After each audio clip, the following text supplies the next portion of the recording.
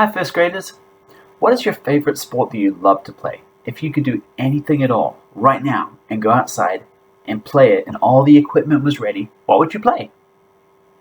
Well, in our story today, there is a game that you can see being played. Now, you may have already read the companion text to this, Will is up at bat, but this is the main text, and so the companion texts are kind of like easier books until it gets to the more tricky ones. So Will is up at bat shows you something on the front cover to give you clues about what is happening in the story. Let's infer. Will is up at bat. I see what looks like a game because I see baseball bat. I see a mitt. I see he's wearing a bunch of gear. He's got a baseball cap on. So there are lots of clues that this is a game of baseball. I also see the ball. Do you notice that the ball's gone past him? He's missed it, and now the catcher is about to get it.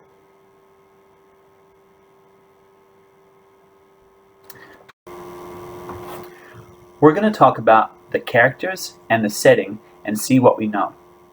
We can already tell that Will is the main character in the story, and all the other characters are the extra characters. So the main character is Will, and then there are a bunch of other characters, like the people watching, the crowd, the audience.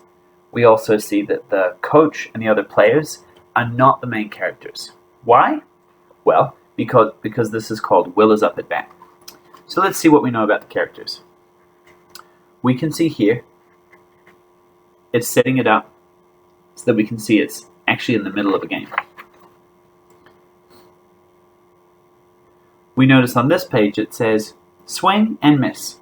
Strike one, yells the ump. So what do we know from this page? Well, we know that this is a strike because we see in the pictures it shows evidence of that. The ball is here.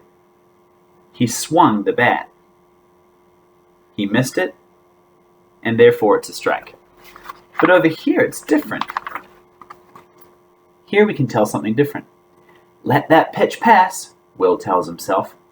That is a ball. And it is. Ball is the ump's call.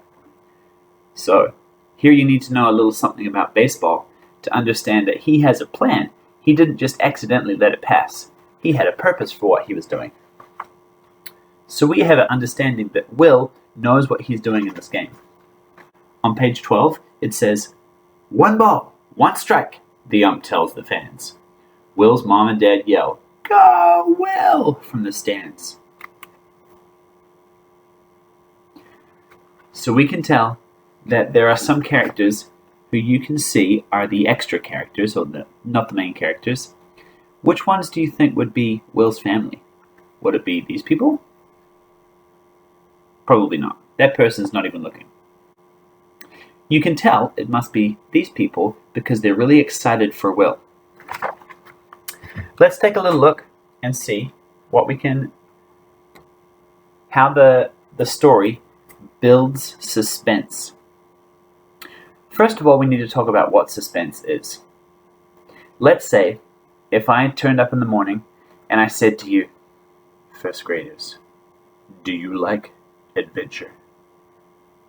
Do you like water? Do you like putting those two things together? And when they come together, you have excitement and wonder. Well, what am I building suspense for right now?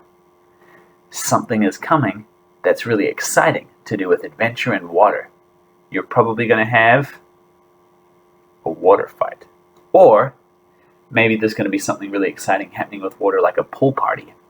But I don't just want to say, hi, 5th graders, today's a pool party. Because that doesn't build the excitement and the suspense. Suspense in stories is really important because it helps you understand what is happening with the characters, and it helps you understand and empathize with the characters. So, building suspense. I'm going to look through the text and I'm going to show you some examples of building suspense. Let's take a look. First of all, you can see it starts out with him, and he's up at bat. The suspense throughout the story is seen when he misses the first shot. Then he lets the next one pass because it's a ball. They show the crowd to build the suspense, to build the excitement. Next, he hits the ball, but we don't know if he's going to get a home run. They show each step of him getting towards that home run. And then finally, at the very end of the story, the ump says, safe. So, you can see that there are lots of examples of building suspense. Let me show you in a diagram. There are lots of ways in this story that suspense is shown. So, Will was first up at bat. Then, he got a strike. Then a ball. Next, he hit the ball.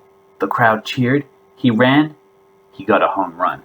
So what's my evidence throughout the story that there is lots of suspense being built? Well, you can see it in the pictures. Some of the pictures are shown in a really interesting way, like this one, shown from above. Others show a close-up of his face. It's also in the text. Do you notice the short sentences? Like, ball, said ump. Also, in the story, it also shows it in the ellipsis. So you can see there are different parts, like here, where it says swing and miss. What it's trying to do is build that excitement and build that suspense throughout the story. What else did you notice?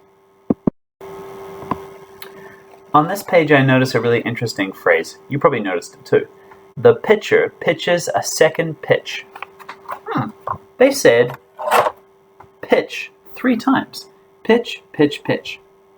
But they said it differently, didn't they?